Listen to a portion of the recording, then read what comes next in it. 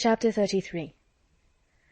After some opposition, Mary Ann yielded to her sister's entreaties, and consented to go out with her and Mrs. Jennings one morning for half an hour.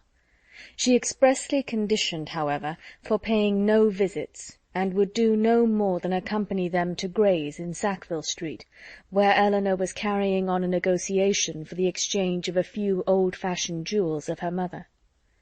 When they stopped at the door, Mrs. Jennings recollected that there was a lady at the other end of the street on whom she ought to call, and as she had no business at Gray's, it was resolved that while her young friends transacted theirs, she should pay her visit and return for them.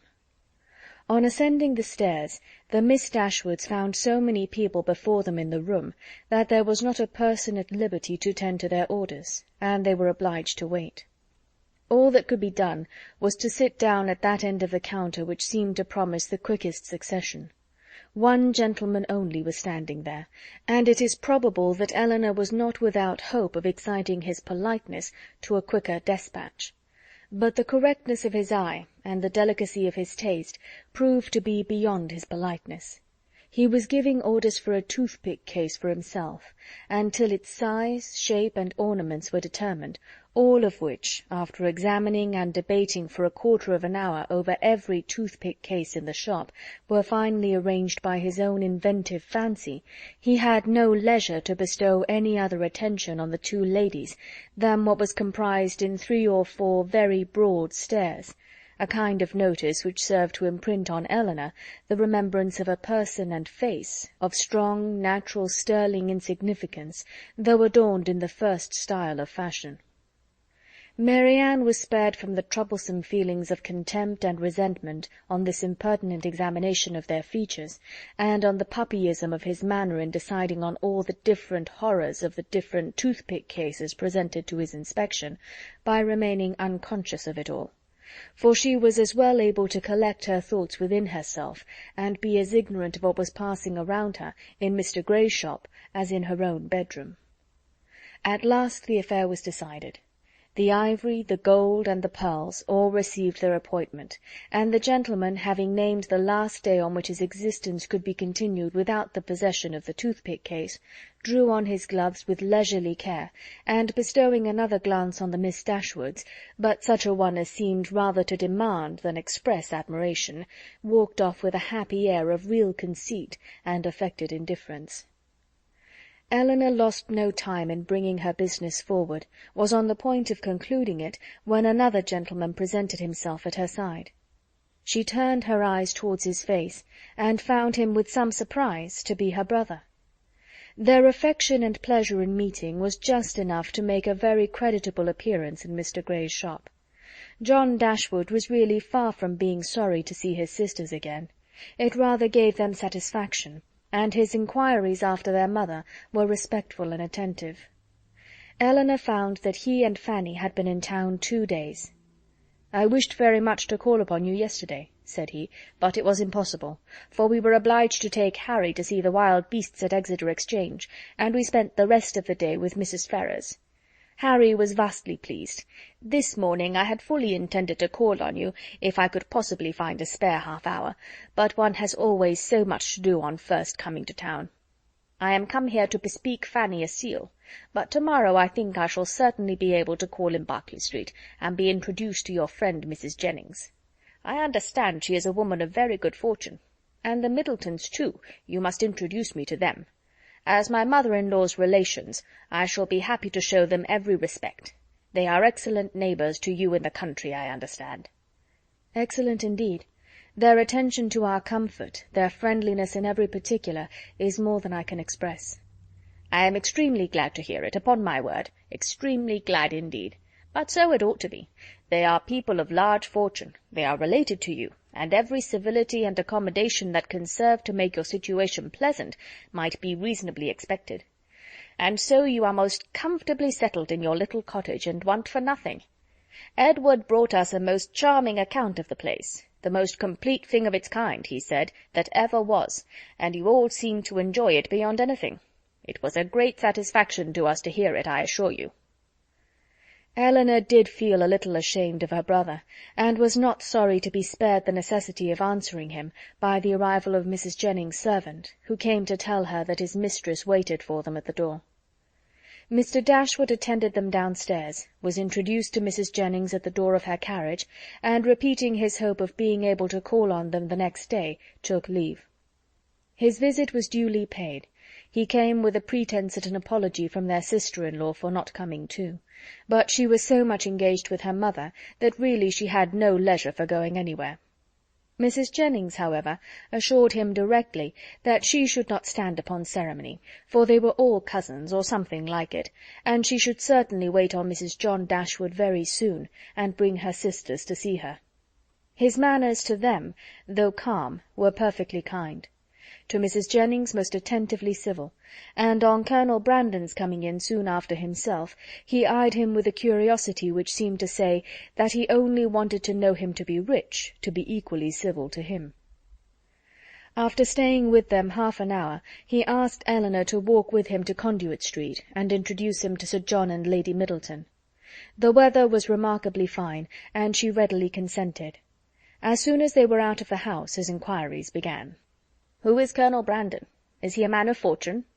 "Yes, he has very good property in Dorsetshire." "I am glad of it. He seems a most gentlemanlike man, and I think, Eleanor, I may congratulate you on the prospect of a very respectable establishment in life." "Me, brother? What do you mean?" "He likes you. I observed him narrowly, and am convinced of it. What is the amount of his fortune?" "I believe about 2,000 a year." 2,000 a year. And then, working himself up to a pitch of enthusiastic generosity, he added, "Eleanor, I wish with all my heart it were twice as much for your sake." "Indeed, I believe you," replied Eleanor, "but I am very sure that Colonel Brandon has not the smallest wish of marrying me." "You are mistaken, Eleanor, you are very much mistaken. A very little trouble on your side secures him. Perhaps just at present he may be undecided. The smallness of your fortune may make him hang back. His friends may all advise him against it. But some of the little attentions and encouragements which ladies can so easily give will fix him in spite of himself.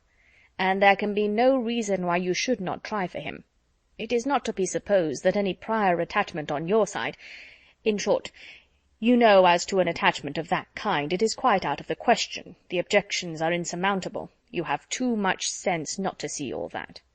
Colonel Brandon must be the man, and no civility shall be wanting on my part to make him pleased with you and your family. It is a match that must give universal satisfaction. In short, it is a kind of thing that," lowering his voice to an important whisper, "will be exceedingly welcome to all parties."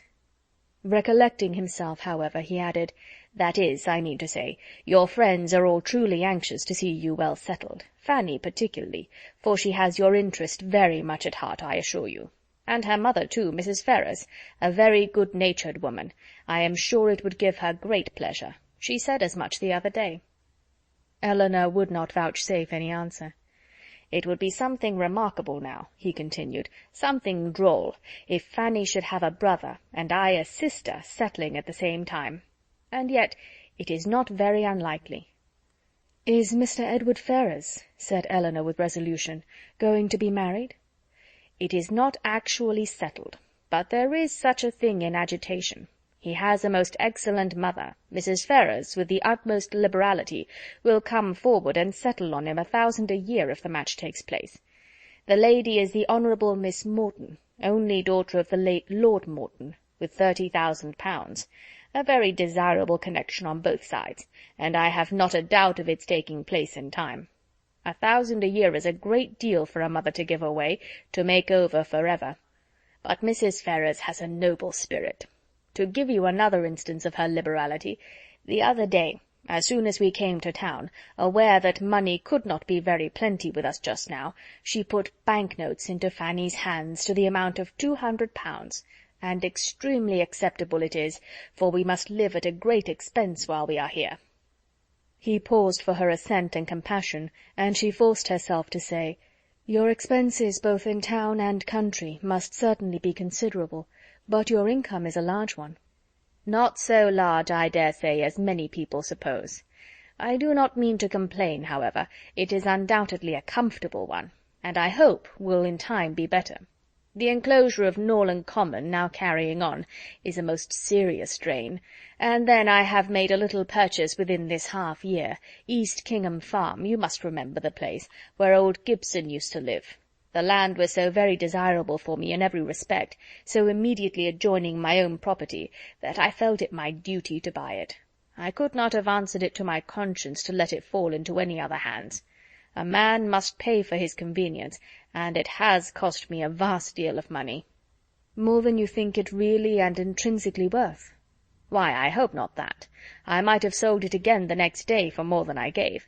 But with regard to the purchase money, I might have been very unfortunate indeed, for the stocks were at that time so low that if I had not happened to have the necessary sum in my banker's hands, I must have sold out to very great loss."